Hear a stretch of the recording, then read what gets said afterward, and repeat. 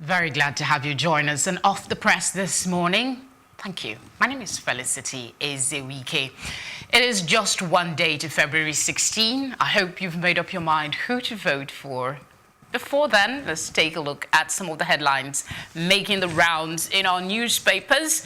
I'm not going to do that alone. Mine is just to highlight them, and I have guests with me to make sense of it. We're joined for the first time today by Gbolahun Salami. He's a techie and a public affairs analyst. Thank you very much for coming. Good morning. Thank you. And of course, he comes back again. Second time this week, I believe, management consultant as well as a public affairs analyst. Thank you one more time for coming in. Thank you. We'll get right to it. The New Telegraph is our first paper this morning. The screamer here is presidential poll. Expectedly, Buhari begs Atiku, others to accept results. That's it on your screen. It has quite a huge rider, two of them from Buhari and Atiku. You might want to read that one up yourself. At the very top mast of the paper, we have this one that says, Hussaini, I'll defeat Amosu in Ogun senatorial contest. And Amosu says, I'm relying on my performance to win. Interesting. It's just one day away. Okay, we are right under the masthead of the New Telegraph. We have asset declaration. CCT asks DSS police to arrest Onore. Intrigue. And Oshibanjo's crash. AIB blames Caverton helicopters. You find details of that on page 5. Court grants SGF Babachar Lawal bail. That's still on the front page. We go now to the bottom where we have Boko Haram attacks governor's convoy, kills 3. Minister's fleet runs into travelers, injures 16. You find details of that story on page 8 of the paper. All right, go quickly to the back page of the New Telegraph. We have something on refuse to vote. This will happen. Something for you to read if you have interest in the political musings of Ike Aboyi. All right, let's bring our guests in. We have a number of papers, so we'll be very fast with this. I'll start with our new guest today. Which of the headlines would you want to talk on quickly? I think we didn't talk about the vice president and the AIB investigation into the crash. My take is we can't outsource the safety of the VP to a private company because the result of the finding of AIB says that the crash was caused by poor visibility and poor assessment of the landing zone. I believe for this number 2 citizen of the country, we should have a safety team, also combined with the security team, to make sure that wherever he's going has been properly checked out and he's properly briefed on what's going to happen.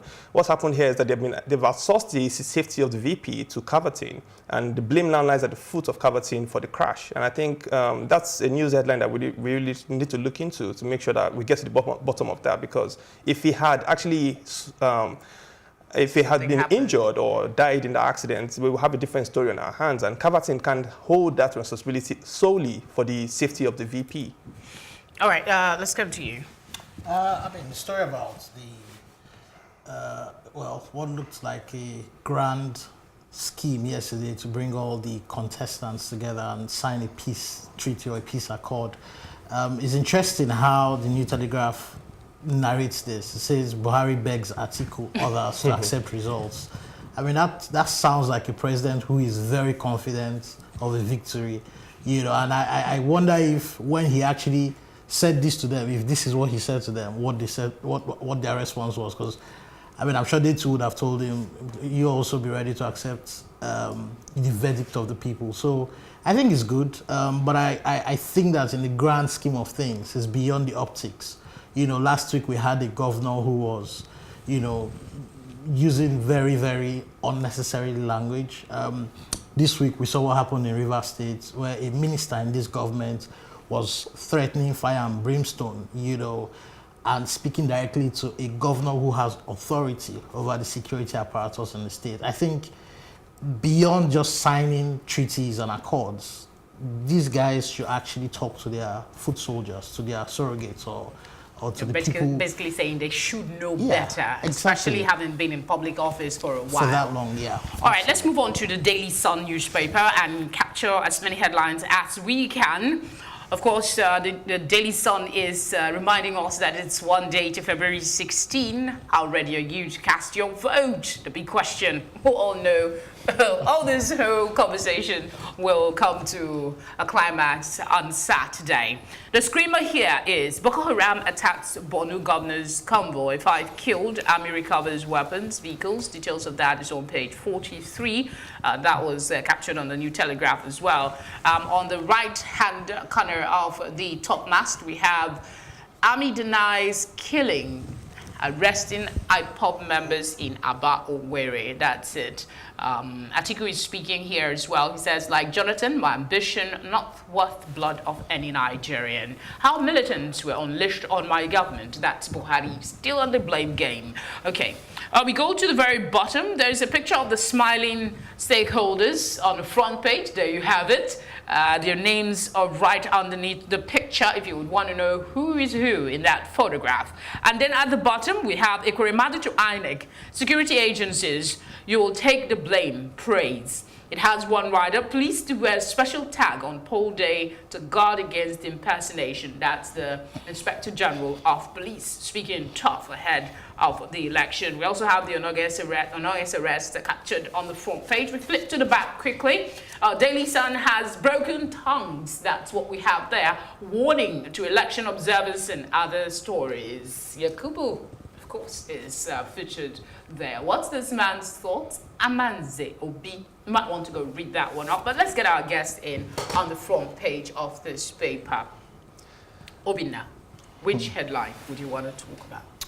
Well, I mean, Boko Haram has wreaked a lot of damage, especially in the northeast, and it's quite scary when you see them attack a governor.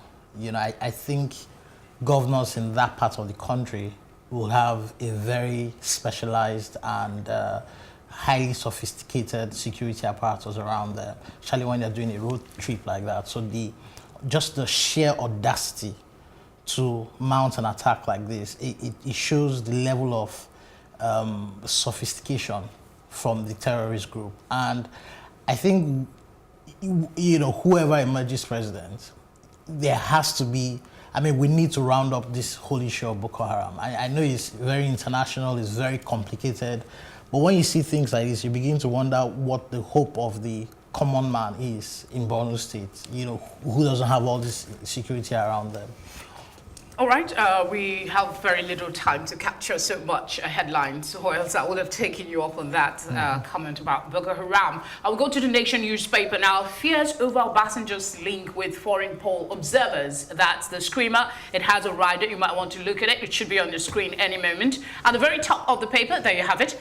At the top of the paper, we have why Oshibanjo's chopper crash landed. That's by AIB. We've already taken a look at that. On the right side, you will see ex-SGF Lawal, others get bail. UBEC official abducted in Ondo. Capital import rise to $16.8 billion. And Kadri listed at Portugal Open. That's another one. Still on the front page, Ohaneze Afenifere South-South group endorsed Buhari. And it kicks as Shomole accuses Commission of Bias. You find details of that on page 8 and 41. Still on the front page, Edo University suspends ASU chair for alleged sexual assault. That's some of the front page stories. Flip to the back page now. We will see something from the editorial notebook. It's captioned, "See you at the polls on Saturday." Why is that the title of the story? You might want to go take a look at it. There you have it. Benga is speaking, Benga Omotoshan, that's his regular piece, editorial notebook. The Benin City touch-up victim is also on the back page, and then comment and debate. Tomorrow never dies. Indeed. Gentlemen, I'll come to you, Gbolahun. Yes. Which of the headlines? Fear over links of Obasanjo to foreign poll observers. I think there's a lot of trust issues in this election. You see PDP blaming APC, saying they're going to use the police and the military to divert, use them as basically a bridge to push voters into different directions. But I think in this case also, people are saying that Obasanjo has a lot of link to foreign observers, and he's going to use that influence to use them to say the election wasn't free and fair. And I think the result of that will be catastrophic for the country. But I think Nigerians have their eyes opened, and we're all looking out to see what the result of the election is. I don't think any foreign observer is going to come and tell us what the election result is when we actually focus on what we're doing ourselves. All right, let's just go to, I know some of these headlines are captured here. We'll take two papers at the same time. We'll be looking at the Punch and This Day newspaper. We'll start with the headlines on the Punch newspaper. CUPP fixes protest for Friday as CCT orders Onoye's arrest. That's the screamer. It has a rider, suspended CJ and asked appeal court to void directive. That's it on your screen. At the very top, we have Britain to Nigerian politicians incite violence, get visa ban for fit assets. Page 10. Boko Haram attack Borno governors. We've captured that one already. We go to the bottom of the paper. On the picture, yes, they have it. On the right-hand side, those little things you see there, yeah, vote for me. You won't regret, Buhari tells Nigerians. PDP worries over intimidation of voters, journalists, others. And then AIB taking that one on the Shibanjo's helicopter crash. Lagos-Ibadan Road, motorists groan as military men cause gridlock on Lagos Bridge. The peace signing is also on the front page. A picture of the two main contenders and somebody in the background looking on. Who is that? You might want to go check out who that person is. We flip to the back page of the Punch newspaper quickly. We have Thursdays with Abimbola. Not the who, but the what to vote against. And a sad one, a little bit of sports there. Salah's body to be flown to Argentina for vigil. May so rest in peace. All right, we'll look at This Day headlines and then we'll come to a guest in the studio. The screamer here is Shatima escapes death as Boko Haram hits convoy. 3 killed, many injured. We're taking that already. At the top, you will see no matter what, tomorrow never dies. America and Europe are again falling for easy lies over awkward truth. That seems intriguing. It's a news analysis. You might want to read that one up. Again, Buhari, Atiku, others commit to peaceful election. Opposition parties a back-to-back kick at CCT, others arrest of Onoye. That's also on the front page of the paper. We'll do a quick flip to the back now. The choice before Nigeria, that's the part 2 of the paper this day. The choice before Nigeria, Olusegun Adeniyi is speaking on the verdict. You might want to go read that one. So, gentlemen, over to you. The Punch and This Day. I'll start with you. Which of the headlines would you want to speak on? Talk about the CJN's, the arrest warrants issued to the CJN. I think it's a procedural issue. I think we need to follow procedure in this country. I think the lawyers also argue that if there's a case for jurisdiction and it's gone before the appeal court, there shouldn't be any reason to issue an arrest warrant for the CJN. And I think if we don't follow due process, we might have this entire case being thrown out. So I think it's important that we follow due process with this case and actually see it through. We know that we've heard all sorts of things around the case, but I think we shouldn't judge what we've heard. I think the case should go to court, but we should go to court appropriately through the right procedure. Let me ask you quickly on CUPP fixes protest for Friday, still on that arrest. Do you think that is necessary at this point? Not really. I mean, well, from the point of view of advocacy, yes, I think it's okay. But again, the timing, it's a day to the elections. There's no need to put pressure on the already pressured security system. I think it's something that could have been done next week. And I think, look, we want the right things done, but let's also not use the wrong methods to try to get the right things done. But I think the story that actually captures me a lot in Punch is the warning from the British government. Look, we're not children, right? This is how parents deal with recalcitrant children. They tell them, you don't take your conflicts, I won't take you to the cinema. That's what they're doing. What they're saying is, you rig elections, I won't give you visas. I mean, look, let's not subject Nigeria to this kind of ridicule. I think that's, you know, the way we put our headlines sometimes can be, maybe I know that's something they have said, but the way it's always put in the headlines make it seem trivializing. I think just to add to that also is that I think actions should have consequences. So the peace accord is a gentleman's agreement, essentially. It doesn't, there's no indictment if something goes wrong to any of the politicians. I think the security forces should be to say, or even the judicial infrastructure that we have should be to handle anything that comes up to the elections. If you commit an offense, there should be consequences for it. All right, we have been told we have just 1 minute, so we'll just look at the Vanguard newspaper. We can put it on your screen for you to see what the screamer is. The CCT is there. We've talked to that. We must avert disaster at the top mast. That's that's it on your screen. We must avert disaster. The helicopter crash is also captured on the front page of the paper. This one, Buhari or Atiku, no scent, just the lesser of two evils. You find that, I think, an opinion piece on page 31. Campaigns end today. APC in Katsina, doubt over PDP's Abuja rally. That's on the front page of the Vanguard.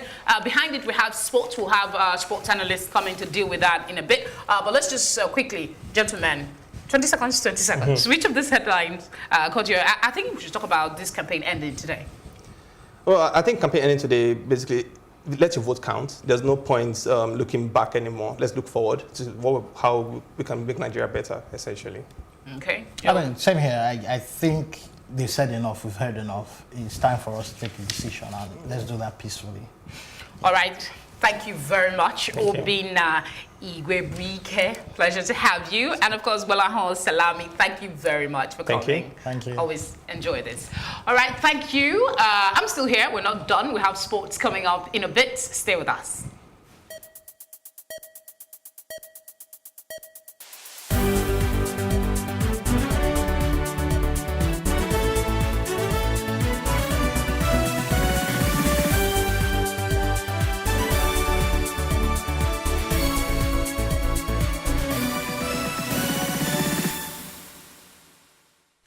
Thank you for staying with us. Sports is on now. Samson Oyo Oloyede.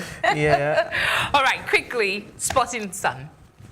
Yep, Sporting Sun. The big story there is about AFCON 2019, and that's raw speaking that it's going to be a difficult campaign for the Super Eagles. It's expected. The competition has expanded from a 16-team tournament to a 24-team tournament. It's part of the reforms, the Ahmad presidency brought in. So you have more games to be played, in the tourney, and definitely you have the big teams coming up as well. The last time Nigeria won the African Cup of Nations was in 2013. Ever since then you've had bigger, smaller teams step up to the big plates. The likes of Uganda, prominently have taken center stage in terms of their rise. So it's definitely going to be a difficult one. And as regards picking Musa, Etebo, and Iwobi as playmakers, it's difficult. We know quite well Etebo can play quite well, in the middle there. Iwobi most times plays on the flanks for Arsenal. So drafting him into the playmaking role as number 10 is, it raises a bit of eyebrows. And then it also begs the question, what's going to be Mikel's role, in the team? Because most times Mikel plays at that role while the likes of Onazi would play in the defensive midfield role. So if he's going to go for Etebo, Musa, as well as Iwobi as playmakers, then it begs the question that probably Mikel isn't in his plans, or he just wants to tweak things up. There are other headlines on the Sporting Sun this morning. Let's just see. Debbie Move excites Ambrose. Details is on page 6. We have Flying Eagles crash out of under-20 AFCON. And then Odikalu Mons Ogujobi. Chelsea Man U in race for Rakitic. Yeah, quickly, the Flying Eagles crashed out yesterday. It was the game against Mali. They played a 1-0 draw, at regulation time. Extra time couldn't produce goals, and then it went into the lottery of penalties. They lost that by 4-3. It was ironic that it was the first time they considered in the competition. They considered a 78-minute goal from Traore, and though they responded, within 4 minutes of regulation time, they couldn't get the winner, and they paid the price, via the lotteries of penalties. The good thing is we secured the World Cup ticket. Now they have to play for a third place, match, and hopefully they're able to clinch the bronze medal. All right, quick look at the back page. We have a couple of headlines here, but this is something about PSG offers John Black. Yeah, Check. the Ajax midfielder is on everyone's radar, from Manchester City to Barcelona to PSG.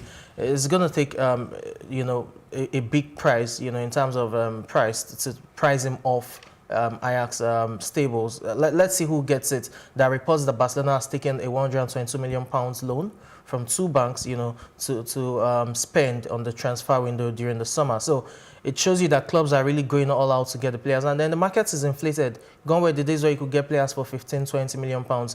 The average players even go for that amount now, while the very good players and the world-class players go for over 100 million pounds. So it's about the money. All right, the money's always the thing. Yeah. We go quickly to complete sports. We also have the back of the Vanguard, so we'll just take a look at any new thing that we missed here. We have Iwobi targets second Euro goal as Arsenal face Bati. Okay, we also have Chukwueze set for first start in five Villarreal games. Yeah, the big one from Punch, you know, has to do with Iwobi, but that's about the Europa League. We should talk about the Champions League matches that were played last night, and that's Asensio's late winner sinking Ajax. It was another Champions League night, but more importantly was the VAR was at the center stage, you know, last night at the Johan Cruyff Arena. It was a bit controversial, you know, and it raises the debate as regards how effective is the VAR in terms of awarding certain goals. Here and there, there's no consistency, and that's what certain, you know, managers are fighting for. But apart from that, Chelsea will also be looking to respond, you know, against Malmo. They've played badly in recent weeks. As I said, in the Premier League, they've conceded 12 goals in their last 3 away games. This is another away match, although it's against the Swedish champions Malmo. You expect them to get things going.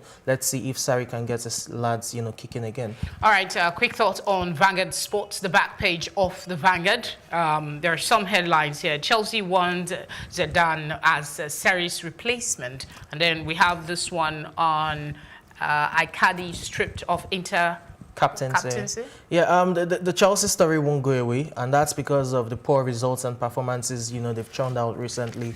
So Sarri is definitely under pressure. There are reports that Zola will take charge on the interim basis, that Sarri will be fired as soon as possible, probably, you know, just a 2-game ultimatum, that kind of a thing. There are also reports that, you know, they want to also wade into Pochettino, try snap him up, though he's in, you know, on the radar of Manchester United.